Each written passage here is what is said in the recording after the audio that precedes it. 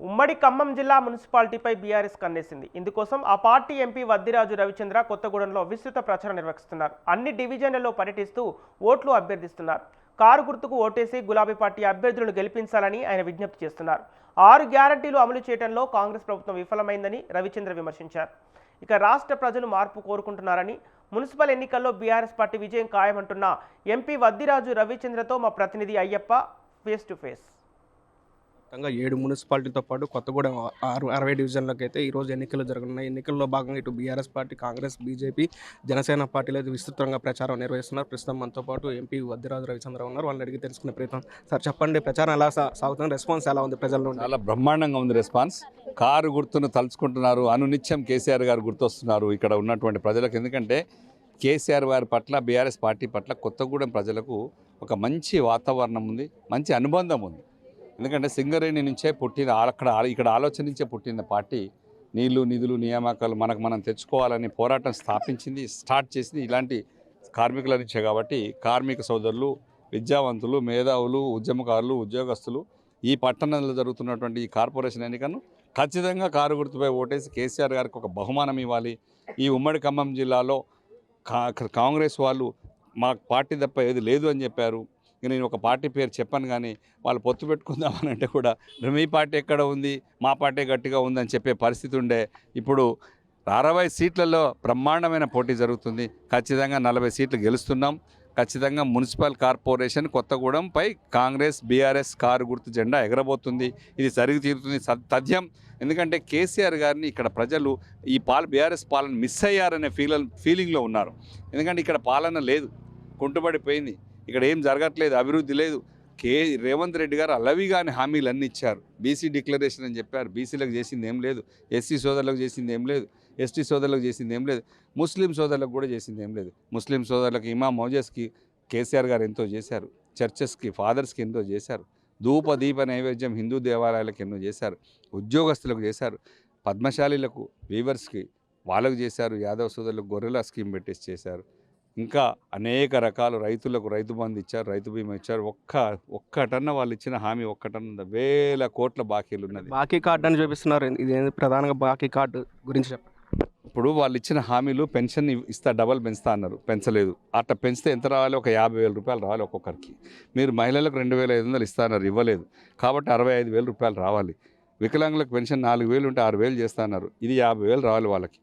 కళ్యాణ లక్ష్మికి కూడా తులం బంగారం ఇస్తాను, కొన్ని లక్ష దాదాపు వేల కోట్లు రావాలి. ఇంకా చూస్తే రైతు భరోసా ఎకరానికి 10,000 నుంచి 15,000 ఇస్తాన్నారు. కొన్నిసార్లు 2 పంటలకు రైతు భరోసా ఇవ్వనే లేదు. విద్యార్థి స్కూటీలు ఇస్తాన్నారు, ఇచ్చారా? నిరుద్యోగులకు ఉద్యోగ అవకాశాలు అన్న 2 లక్షల ఉద్యోగాలు ఇచ్చారా? ఎక్కడ ఇవ్వలేదు.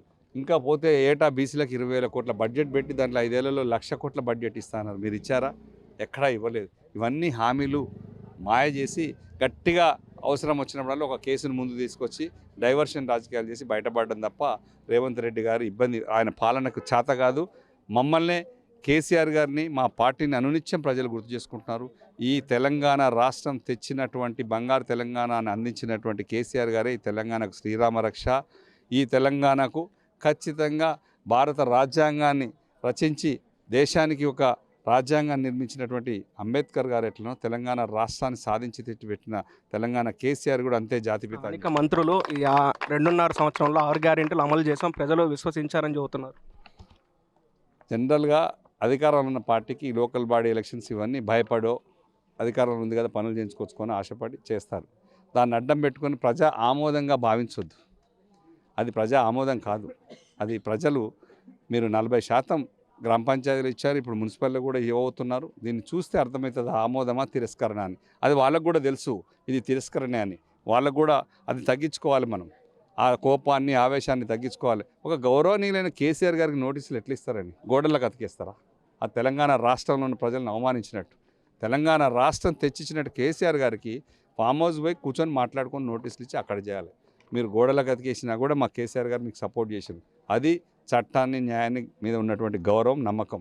ఖచ్చితంగా కూడా ఈ తెలంగాణ రాష్ట్రంలో బీఆర్ఎస్ పార్టీ ఇప్పుడు రేపు జరగబోయే ఎంపీటీసీ, జెడ్పీటీసీలు, తర్వాత 2028లో వచ్చే ఫైనల్స్లో బీఆర్ఎస్ పార్టీ 100 సీట్లతో అధికారంలోకి వస్తుంది. చివరిగా ఒక ప్రశ్న, మొన్న జరిగిన పంచాయతీ ఎన్నికల్లో 40% బీఆర్ఎస్ సీట్లు సాధించింది. ఈసారి ఈ 7 మున్సిపాలిటీలు కావచ్చు, కొత్తగూడెం 60 డివిజన్లు కావచ్చు, ఎలా ఉండబోతుంది అంటారు? అంటే చూస్తున్నట్టయితే బీఆర్ఎస్కి మూతతో బాగా నడుస్తుంది. ఈసారి మార్పులు ఉండబోతాయంట, ప్రజలు మారారంటారు. ఖచ్చితంగా మార్పు ఉంది.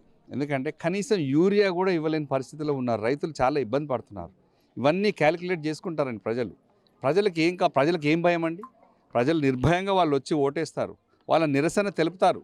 మేము మీ పట్ల సానుకూలంగా లేము, మాకు బీఆర్ఎస్ పార్టీ అనుకూలంగా ఉంది, మేము బీఆర్ఎస్ పార్టీని అధికారంలో తెచ్చుకోబోతున్నాము అని చెప్పేసి తీర్పునివ్వబోతున్నారు. వాళ్ళందరికీ ఓటర్ను చేతులెత్తి దండం పెడుతున్నా. ఖచ్చితంగా ఇది అవసరం కూడా. మొత్తం మీద మార్పు అయితే తథ్యమని చెబుతున్నారు. రానున్న ఈ మరికొద్ది రోజుల్లో జరగనటువంటి ఈ ఎన్నికల్లో 7 పంచాయతీలు కావచ్చు, ఇటు కొత్తగూడెం 60 డివిజన్లు కూడా పూర్తిగా బీఆర్ఎస్ పార్టీ విజయం సాధించబోతుందని వద్దిరాజు రవిచంద్ర చెబుతున్న పరిస్థితి అయితే ఉంది. కెమెరామ్యాన్ రాజుతోటి స్వతంత్ర న్యూస్, కొత్తగూడెం.